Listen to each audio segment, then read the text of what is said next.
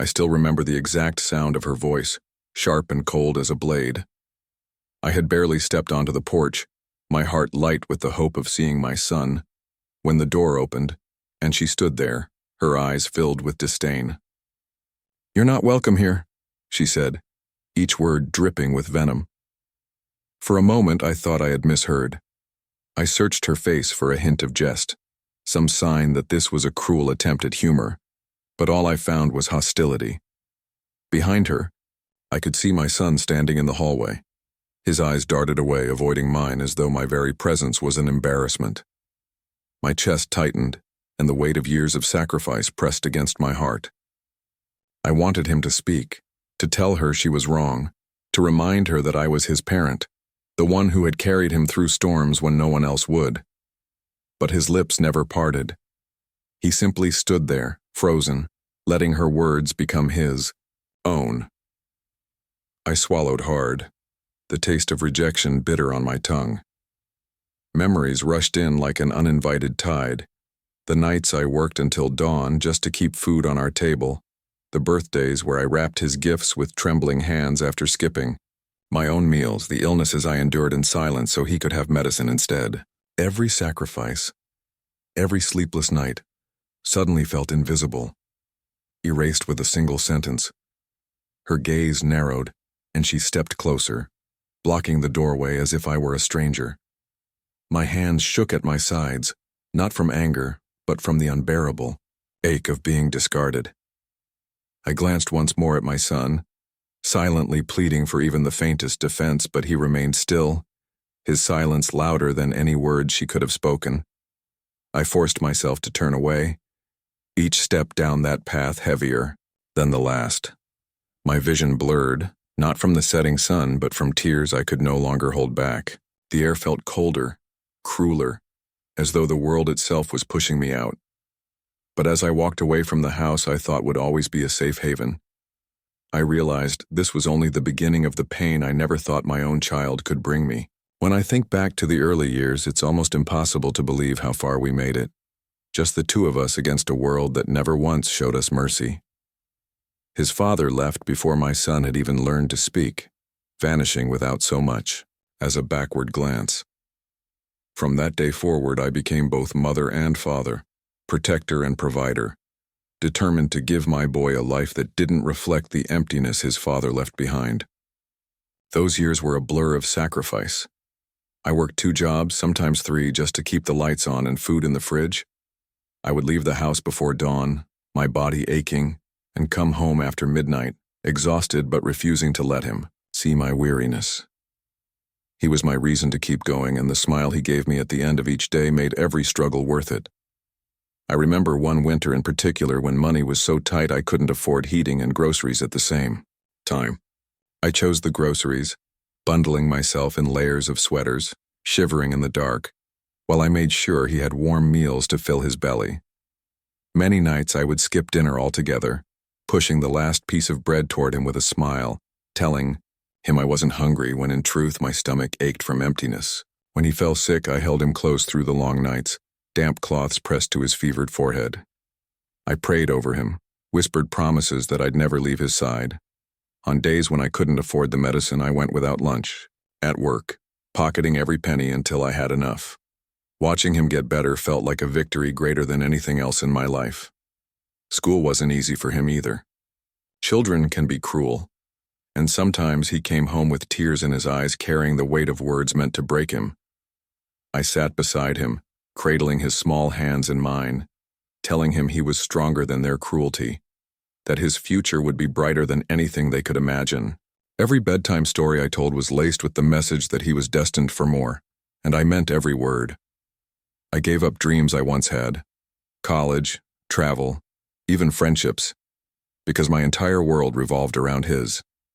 I couldn't afford to think of myself when there was a little boy who depended on me for everything. My own happiness became irrelevant compared to his. And yet, in those years, I never felt deprived. His laughter, his first steps, the way his tiny hand clung to mine, that was all I needed to feel whole. Even when the bills piled up and exhaustion threatened to break me, I found strength in knowing that my sacrifices were building him a foundation no one could take away. I believed I was weaving together a bond stronger than steel, one that hardship would only reinforce. I thought love, pure and unconditional, was enough to anchor us together for life. But I was wrong. I thought my love had built an unbreakable bond, but I didn't know who was waiting to tear it apart. The first time I met her, I wanted to believe she was everything my son deserved. She had a bright smile, the kind that lit up a room, and a voice so soft it carried a deceptive sweetness. She greeted me with hugs, calling me Mom before I had even given her permission to. I remember leaving that evening with a quiet sense of relief, thinking my boy had finally found someone who would love him as fiercely as I always had. But sweetness can sometimes be a mask. As the months rolled by, the little cracks began to show. At family dinners, I'd noticed the way she rolled her eyes when I offered my son his favorite dishes, as if my care was an intrusion. When I tried to share stories from his childhood, the nights I stayed up with him, the moments that defined, she would sigh, glance at her phone, and change the subject. I brushed it off as impatience, telling myself she was just young, adjusting, finding her place in our family. Still, the signs grew harder to ignore. She insisted on planning holidays without including me, then told me afterward that it was too complicated to coordinate everyone. She began to speak for my son, answering questions I directed at him, as though his voice no longer belonged to him alone. When I gently protested, she laughed it off with a condescending smile, saying, "Oh, he doesn't mind, I know what's best for him." I began to feel like a guest in my own son's life. The materialism crept in slowly at first: expensive purses, lavish outings, an obsession with appearances. My son, who once lived simply and valued hard work, began to parrot her desires, talking about upgrades, investments, and luxury, as if the world owed him something. When I reminded him of the value of saving, of living within means, she cut me off with a sharp laugh. "Times have changed," she said. "We're not living in your struggles anymore." The words stung more than I let on. It wasn't just what she said. It was how she made me feel invisible. When I visited, she would greet me politely enough, but within minutes she'd steer my son into another room, their voices hushed, leaving me alone at the table with my cooling tea. Once I brought over a small gift for them, a hand-knit blanket I had spent weeks making. She accepted it with a tight smile, tossed it on the couch, and later, when I returned, I found it crumpled in a corner like trash. I told myself I was imagining things, that I was being too sensitive. After all, didn't every new marriage require adjustment? But the distance between my son and me widened with each passing day. He stopped calling as often, his visits became fewer, and when I asked why, he would shift uncomfortably, saying, "She just wants more time for us." His words were gentle, but his eyes carried a quiet plea that told me he was caught, torn between two loyalties. It was then I realized her influence was not passive. It was deliberate. She wanted me out of the picture, piece by piece, until my son belonged to her entirely. At gatherings, she would slip subtle jabs into conversation, framed as jokes. "Your mom sure worries a lot, doesn't she?" she'd say with a laugh, nudging him as though my concern was nothing more than an annoyance. My son would chuckle weakly, not daring to contradict her. I sat there in silence, feeling the sharp edge of her words cut through the years of love I had poured into him. The hardest part wasn't her cruelty. It was his silence.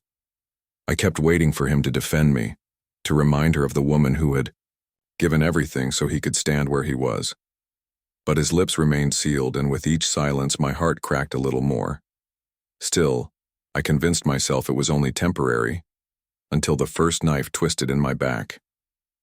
I refused to give up on my son. No matter how cold her smile became or how sharp her words cut, I clung to the hope that if I just loved him enough, I could hold on to the bond we had built. I told myself that this was a phase, a storm every family had to weather. So I kept showing up, kept trying, kept fighting to stay connected to the boy I had raised. I brought small gifts whenever I visited: homemade meals, warm clothes, little things that reminded me of his childhood. I remember one evening I baked his favorite pie, the same recipe he used to beg for on his birthdays. I carried it with pride, imagining his smile when he tasted it again. But when I placed it on the table, she wrinkled her nose and muttered, "Too much sugar. We don't eat things like that anymore." She pushed it aside like it was a burden instead of a labor of love. My son glanced at it briefly, then looked away, as though agreeing silently. I sat there, pretending not to notice the sting in my chest. There were times I offered to help them financially, even when it meant tightening my own belt. They had just bought a new car, far beyond their means, and when the payments weighed heavily, my son hinted at needing help. Without hesitation, I handed over what I could, hoping it would ease his burden. But instead of gratitude, she snapped, "It's not enough. You wouldn't understand what real stability costs." Her words cut deeper than she knew, because I had given up stability decades ago just to ensure her husband had food in his stomach and a roof over his head. Every attempt I made to connect was met with dismissal. If I called, she answered and said he was busy. If I visited unannounced, she opened the door just wide enough to make it clear I wasn't wanted. Even when I was invited, she hovered over every conversation, redirecting his attention, steering him away from me like I was nothing more than an obligation. I felt like a ghost, haunting the edges of his life. He was there in front of me, but it was as if the boy I raised had been swallowed whole by her presence. I'd catch glimpses of him, the way his eyes softened when he saw me, the small hesitation before he followed her lead. But those moments were fleeting, gone before I could reach for them. I poured myself into being useful. I helped clean their house, cooked meals, even offered to babysit when they spoke about wanting children. Each time she found fault. "You missed a spot. This isn't how we like our food. We'll get a professional, thanks." No matter what I did, it was never enough, never right. My hands, once the only ones my son depended on, had suddenly become clumsy and unwanted. The loneliness crept in quietly, wrapping itself around me. Nights were the hardest. I would sit in my small kitchen, staring at the phone, willing it to ring. Sometimes it did, but only with requests, never with the warmth of love. He asked for help with bills, rides, favors, but rarely did he ask how I was. I told myself it didn't matter. As long as he was okay, I would bear the silence. Yet, deep down I knew something was slipping away. The laughter we once shared, the trust that bound us, the comfort of knowing I was his safe place. All of it was fading, replaced by a cold distance I couldn't bridge. I felt like a stranger peering through the window of a life I had built, but was no longer welcome in. One evening I sat across from them at dinner, trying desperately to join the conversation. I asked my son about his work, his friends, his dreams. Before he could answer, she interrupted, "He doesn't like to talk about that with you. It stresses him out." He nodded meekly, eyes fixed on his plate. My heart sank. How had my role in his life been reduced to a source of stress? Still, I tried. I smiled. I listened. I kept giving pieces of myself, even as the cracks deepened. I told myself love demanded endurance, that one day he would see the truth and remember who had stood by him all his life. But each night I went home emptier than before, carrying the weight of silence and rejection like stones in my chest. And just when I thought it couldn't get worse, their true colors burned through. The requests began as small ripples, easy enough to dismiss at first. She would mention a new appliance they wanted, or a piece of furniture that was absolutely necessary for their home. My son, avoiding my eyes, would add softly, "It would help us a lot, Mom." I reached into my purse more times than I should have, convincing myself it was only temporary. Parents help their children, that's what I told myself. But the truth was, it never stopped there.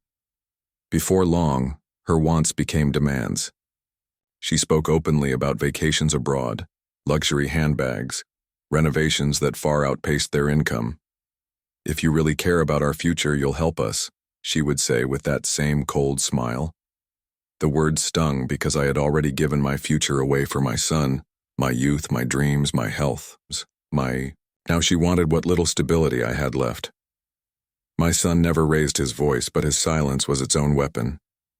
Whenever she pushed, He stood behind her, eyes lowered, letting her words speak for him. I looked at him, hoping for protest, for a reminder of the boy who once promised to take care of me when I grew old. Instead, he shifted uncomfortably and whispered, "She just wants the best for us." One evening, they invited me to dinner. I thought maybe it was a chance to reconnect, to bridge the growing distance. But after the plates were cleared, she leaned forward, her tone sharp. "We've been thinking. It's time you contributed more. You've been saving for retirement, haven't you? It's just sitting there. We could put it to better use." My heart froze. Retirement was the only safety net I had, the fragile cushion I'd built after decades of sacrifice. "I can't," I said softly, my voice shaking. "That's all I have." Her expression hardened.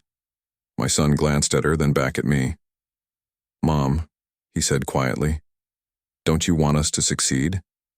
You always said you'd do anything for me." The guilt pierced deeper than any knife. They made me feel selfish for wanting to keep what little I had earned. For days afterward, the air between us was cold. My calls went unanswered, my visits unreturned. When I did hear from them, it was only to ask again, as though my refusal had been a mistake I was expected to correct. I grew more isolated with each passing month. Family who once celebrated my sacrifices now whispered that I was stingy, that I didn't want to see my son thrive. The story had been twisted, and I was the villain in a tale I had bled to write with love. At night, I stared at the ceiling, asking myself if I had failed somehow, if all those years of devotion had built nothing but entitlement. The walls of my home felt emptier than ever. I could hear the echo of his laughter from years ago, the little boy who once wrapped his arms around my neck and told me he'd never let me be alone. Now the only sound was silence, broken only by the occasional demand for more. I told myself I would endure it, that love required patience. But even love has limits, and theirs was about to test mine in a way I never thought possible. But the worst humiliation was yet to come, delivered by the very boy I had once carried in my arms. I had convinced myself that if I gave just a little more, if I pushed through the pain of their indifference, then maybe my son would remember who I was to him. That hope is what carried me to their doorstep that evening, clutching an envelope, with money I could hardly spare. I had sold my wedding ring, the last piece of jewelry I had left from the life I lost when his father walked away. The ring I once promised myself I'd keep forever. I traded for the chance to ease their burdens. I told myself it was worth it if it brought me closer to my boy again. The night was cool, the porch light casting a pale glow over their front door. My heart beat unevenly as I knocked, rehearsing the words I would say. I imagined my son's relief, his gratitude, maybe even a spark of the boy he once was shining in his eyes when I placed the money in his hands. I told myself this would heal, the rift that love and sacrifice would remind him of the bond we shared. When the door opened, she was standing there. Her arms were crossed, her expression hard as though she had been waiting for me. "What are you doing here?" she asked flatly. "I just came to see my son," I replied, my voice trembling despite my effort to stay calm. I held out the envelope. "And I brought something. I thought it might help." She didn't even look at it. Instead, she smirked, the corner of her mouth curling in that way I had come to dread. "You don't get it, do you? We don't need you. You've done enough meddling in our lives." Her words struck like ice, but I looked past her, searching for him. My son stood a few feet behind, his posture stiff, his gaze fixed on the floor. He didn't move toward me. He didn't even acknowledge the envelope trembling in my hand. "Tell her," she pressed, turning toward him. "Tell her she's not welcome here." I felt the world tilt beneath me. My heart screamed for him to speak up, to defend me, to remind her that I wasn't just some outsider. I was his mother. I was the woman who had raised him from nothing, who had poured every ounce of my being into his survival. Surely he would remember. Surely he would not let her words be the last. But he said nothing. His silence was louder than any cruelty she could have voiced. His shoulders sagged, his lips pressed into a thin line, and his eyes never rose to meet mine.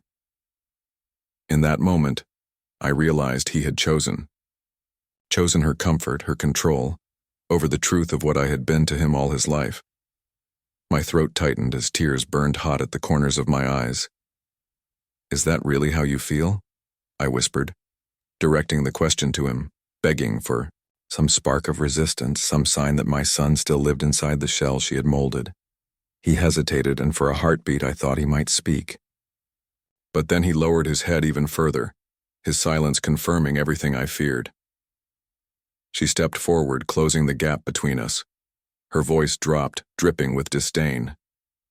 "You're not welcome here. You don't belong in this house, in our lives. You've had your time. Now it's ours." The envelope slipped from my fingers, falling to the floor between us like a symbol of everything I had sacrificed. Neither of them bent to pick it up. My son didn't move an inch. He stood frozen, watching his wife bar the door to his own mother. And still he said nothing. My chest ached with a pain I had never known before, a pain deeper than hunger, colder than loneliness, sharper than grief. This wasn't just rejection, it was erasure. I had been erased from the very life I had built with my blood and tears. I wanted to scream, to shake him until he remembered who I was. I wanted to beg, to fall at his feet, to demand that he see me. But pride held me still. The years of struggle, the dignity I had fought to maintain, rose up inside me and forced me to stand straight.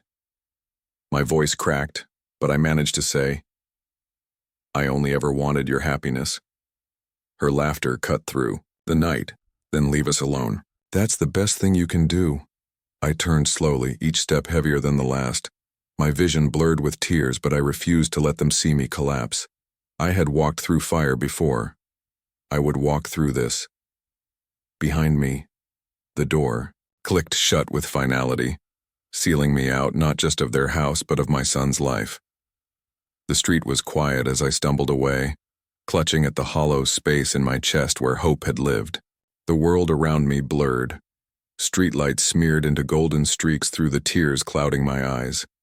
My heart felt as though it had been ripped from me, trampled under the weight of betrayal.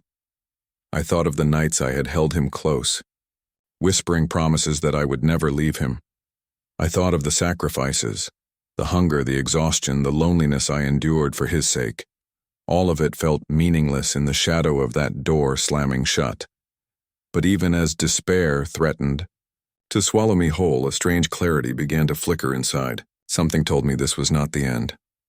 I had been cast aside, humiliated in the cruelest way possible, but the story wasn't finished. Truth has a way of breaking through lies, and love, no matter how bruised, has a voice that cannot be silenced, forever. I walked away that night, tears blurring my vision, but the story wasn't over. Not yet. I returned home that night in a daze, the cool evening air doing nothing to ease the storm inside me. Every step felt heavier than the last, as if the weight of betrayal had attached itself to my bones. My hands shook, my chest burned, and yet I forced myself to move forward, though forward had no meaning anymore. In the quiet of my empty home, I finally allowed myself to collapse, curling into the corner of my bed, letting the sobs come freely. Sleep became a stranger. Night after night I lay awake, staring at the ceiling, my mind replaying the events over and over. I saw the door closing, her smirk, my son's silence. I remembered the envelope of money, my trembling hands, and the pride I had carried just moments before, now reduced to ashes. Every memory of him as a little boy, his laughter, the way he clung to me when he was scared, the way he whispered, "I love you, Mom," in the darkness, now felt like a cruel mockery of the bond that had been so easily broken. The days were no easier. Community whispers followed me wherever I went. Some neighbors offered sympathy, patting my shoulder and murmuring, "I'm so sorry, you did everything for him." Others, however, were quick to judge, hinting that I had been too strict, too involved, too much of a presence in their lives. Even family members took sides. Cousins and aunts quietly suggested that perhaps I had spoiled him, or that my help had gone too far. Every word felt like another strike, another reminder that my sacrifice was being questioned, dismissed, and ignored. I tried to distract myself with chores and errands, but even the simplest tasks felt hollow. The meals I prepared tasted like ashes. The television shows I watched became mere noise. I would wander through the rooms of my house, touching objects that carried memories of his childhood. His first shoes neatly lined in the closet, the little jacket I had sewn when he was sick, the photo albums filled with laughter frozen in time. Every item, once a source of pride and joy, now served as a reminder of what had been taken from me. Friends reached out, some offering comfort, others offering advice I couldn't bear to hear. "Just let him go," they said. "He'll come back when he's ready." But I couldn't let go, not yet. I had invested decades of my life into raising him, sacrificing my own happiness, health, and comfort for his sake. How could I walk away when the person I had loved most in the world had chosen to shut me out so completely? Even my body seemed to betray me. Nights of crying and worry left me weak and pale. My hands trembled at simple tasks, and I would catch myself staring into the mirror, seeing a stranger who had given everything and received only rejection in return. The loneliness was suffocating, an invisible shroud I could not remove. Sometimes, I would whisper to the empty room, "How did it come to this?" But the silence offered no answers, only the echo of my own heartbreak. In the rare moments when I stepped outside, I felt the judgment of the world pressing down on me. I saw families walking together, children laughing with parents, and I felt the gaping void where my own son should have been. And yet beneath the sorrow, a quiet determination began to grow. Though I was broken, though the betrayal cut deeper than I could have imagined, a small ember of resilience remained. I knew I had to endure, to survive, to carry on despite the isolation and whispers. And I reminded myself that the truth has a way of lingering, waiting for the right moment to emerge. The pain was unbearable, the nights endless, but even in the darkest hours there was a faint hope that justice, or at least understanding, might eventually find its way. But fate has a way of revealing truths we try to bury. Time passed slowly, each day a quiet ache in my chest, yet life moved on whether I was ready or not. The hurt remained, but it was tempered by observation, by the way truth has a way of revealing itself, often when we least expect it. Rumors began to circulate quietly at first. Friends, distant relatives, whispers about debts piling up, about luxury purchases far beyond reason, about the relentless demands she had placed on my son. I tried to ignore it at first, fearing that hope might only lead to further disappointment. Then came the undeniable confirmation. I learned that her spending had driven them into serious debt, that her lavish lifestyle was built not on shared prosperity, but on borrowing, overspending, and manipulating everyone around her.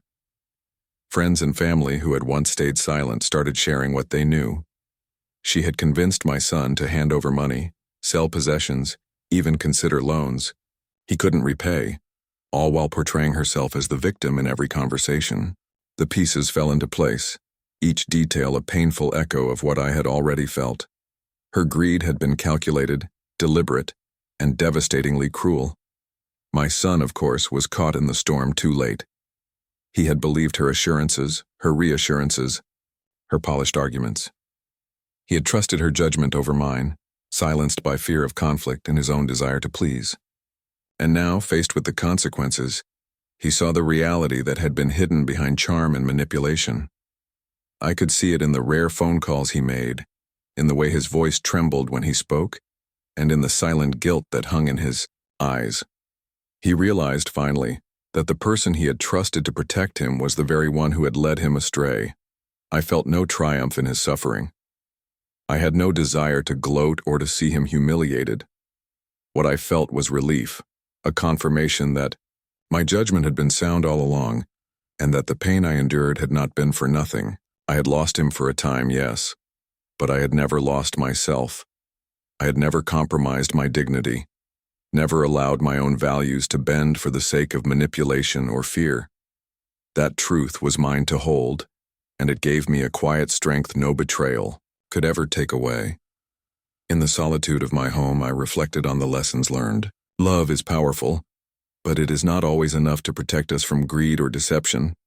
Sacrifice is noble, but it must be balanced with the understanding that we cannot control the choices of others. I had poured every ounce of my being into raising my son, and even when he turned away, I knew that the integrity of my heart remained intact. I also realized something else. Forgiveness is not weakness. Choosing to forgive, even when the wound is raw, does not erase what happened, but it allows the soul to breathe again.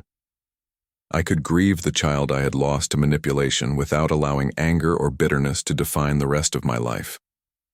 I could honor the sacrifices I made without letting resentment poison my heart. And so, I made a conscious decision. I would love, quietly and steadily, without expecting anything in return. I would continue to live with dignity, carrying the lessons of betrayal as both a scar and a shield. My son's mistakes were his to bear. Her greed was hers to confront, but my peace was mine to reclaim. I understood finally that life would always offer tests of trust, patience, and resilience. What mattered most was how I chose to respond. Not with vengeance, but with steadfastness, compassion, and an unwavering sense of self. And so I chose love over bitterness. But the scars still remain. Looking back, I realize now that my story isn't just about betrayal. It's about the lessons that pain forces upon us, the truths we can't ignore even when they shatter our hearts. I sacrificed everything for my son, my youth, my comfort, my security. And yet in the end, he turned away, swayed by someone else's influence, someone whose love for him was conditional and self-serving. That rejection hurt deeper than anything I'd ever imagined, a wound that no amount of time could fully erase. But in that hurt, I found clarity. I learned that love, no matter how fierce or unwavering, cannot compel someone to act with honor or gratitude. My sacrifices did not entitle me to loyalty, nor did my devotion guarantee that my son would always choose me.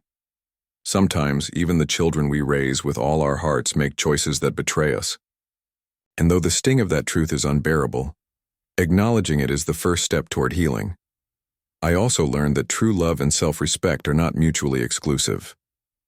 I could grieve the child I lost to manipulation, yet still honor the person I had been through decades of sacrifice. I could feel the heartbreak without surrendering my dignity. That understanding became my anchor, the quiet force that kept me moving forward even when the world seemed determined to punish me for giving too much. Life will continue to test us, often in ways that seem unfair or cruel. People we trust may fail us. Circumstances may strip away what we hold most dear.